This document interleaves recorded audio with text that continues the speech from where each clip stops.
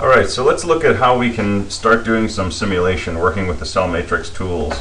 So the most basic tool is the Java-based simulator, and that comes as a jar file, basically just javasim.jar. So you run it with just java-class path javasim.jar, and then the name of the main program, which is just main. And that will bring up a graphical window in blue here, information window that we don't really need to worry about too much, and a command line window. We do most of our interactions through the command line, but we can also do some graphical interactions using the mouse in the window. But in fact, the command line is probably the most powerful way to interact with this system. The first command you should know is just a question mark. If you type in anything that the system doesn't understand, it will give you a big long description of different commands that are available. There's not a lot of detail here. These are really just kind of reminders. You can't actually learn the tool from looking at these, but basically C will help us compile a cell, X will load a hex pattern into a cell, T will enter a threaded mode. That's something we may talk about later. But most of these commands you're not going to worry about. The main thing you're going to be doing are setting inputs and loading values into truth tables. So let's just look at the commands we can use for those basic operations. So this graphical window is a view into a cell matrix. Each of these blocks is a single cell. The arrows are obviously inputs or outputs. And there's three states for the arrows. A skinny dark arrow is a 0 going into the data input on that side. Now if I left click on this line gets thicker. That becomes a 1 data input going into that side. And if I left click again, it goes thin. That's a 0 data. If I right click, it turns red, and that's a 1 on the C input to that side. Now if it's right clicked and I left click, it's a thick red. So that's a 1 going into D and a 1 going into C. So your mnemonic is basically the thickness of the line corresponds to the data value, and the color corresponds to the C value, the C input. So that will make more sense if you just go in and start clicking and see what it does. Now I can set input values from the command line using the S command, set. So I can say set 0, 0, that's a row and a column, data west 1. That sets my data west input to be a 1, and you can see that the line is turned thick. If I set 0, 0, data north 1, then the line to the north turns thicker.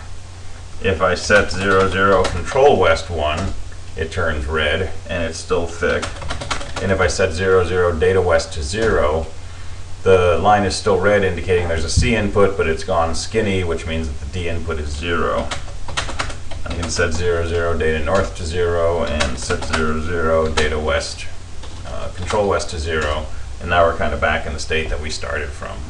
So that's how we're going to interact with inputs, either using these set commands or by clicking on individual cells. The other thing, of course, is we want to do something inside the cells. We want these cells to have interesting behaviors.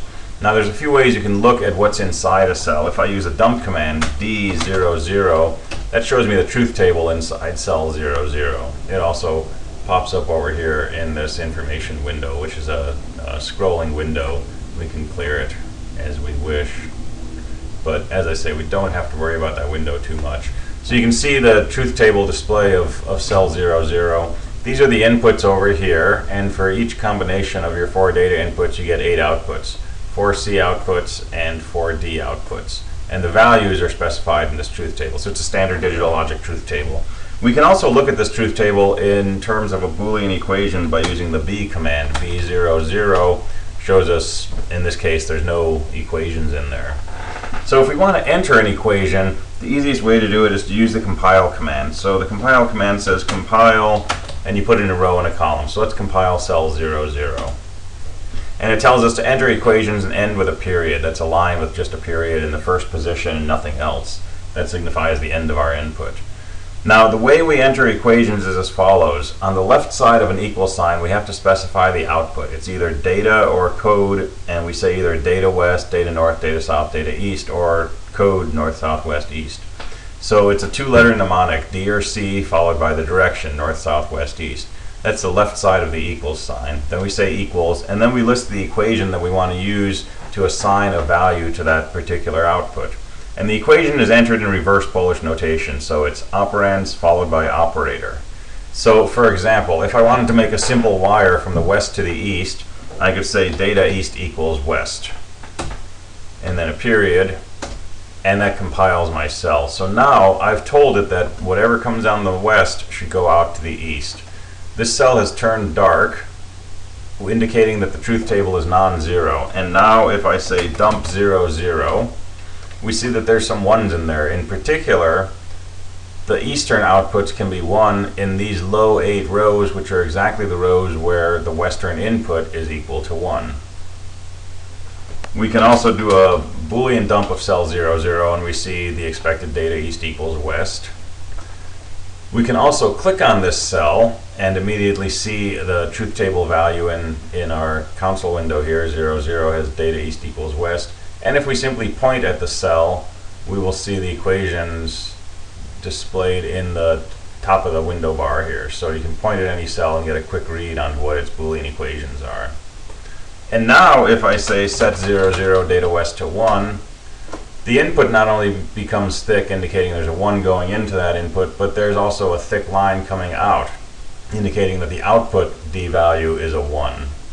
And if I set 0, 0 data west 0, then it goes back to 0. Now I could make a more complex cell in this upper left corner, so I could say compile 0, 0, and let's make an AND gate. Let's say data south equals the AND of the west and the north inputs. So reverse Polish notation is west, north, and then AND. That's my whole equation. Now if I set 0, 0 data west to 1, nothing happens. If I set 0, 0 data north to also be 1, we see that the output becomes 1. So it's acting as an AND gate. Set 0, 0 data west 0. We now only have one input. That's a 1, and 1 is a 0, and the AND is a 0, so the output to the south is a 0. So we can start making more complex cells using this kind of compilation. Now, for larger circuits, there are ways that we can use various graphical tools to enter large specifications of circuits, and that will be a lot easier than doing this single cell at a time kind of compilation. But this is a good first approach to get you on the air, get you working with some basic cells. So in the next video, we'll take a closer look at some more detailed ways that we can interact with these cells.